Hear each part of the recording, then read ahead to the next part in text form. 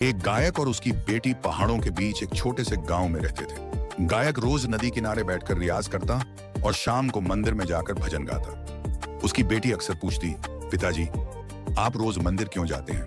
गायक हंसते हुए कहता, बेटी, वहां जाकर आत्मा को शांति मिलती है, भीतर का संगीत सुनाई देता है। बेटी एक दिन गंभीर होकर बोली, पिताजी, अगली बार मंदिर जाओ तो उस साधु से एक सवाल पूछना, क्या मैं कभी अपने डर से आजाद हो पाऊंगी? पिता जब मंदिर पहुंचा और साधु से यह सवाल पूछा तो साधु कुछ पल के लिए मौन हो गया, फिर अचानक आंखें बंद कर ली और वहीं ध्यान में चला गया। काफी देर तक कोई उत्तर नहीं मिला। पिता घर लौट आया। बेटी ने पूछा, साधु ने क्या कहा?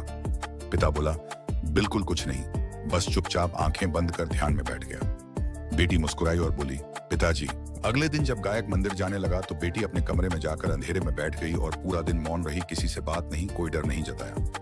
माँ को लगा कि कुछ अनहोनी हो गई है। जैसे ही वे दरवाजा खोलते हैं, बेटी शांति से बाहर आती है और कहती है, अब मैं आजाद हूँ पिताजी, मैंने डर से दोस्ती कर ली है। मंदिर में साधु गायक से पूछते हैं, बेटी का क्या हुआ? गायक बोले, वो चुप हो गई, भीतर चली गई, कहती है कि आजाद हो गई है। साधु मुस्कुराए, देखा, तुमने तो सालों से भजन गाए लेकिन अभी भी सवालों में हो। और वह बच्ची एक मौन में उतरकर सब समझ गई।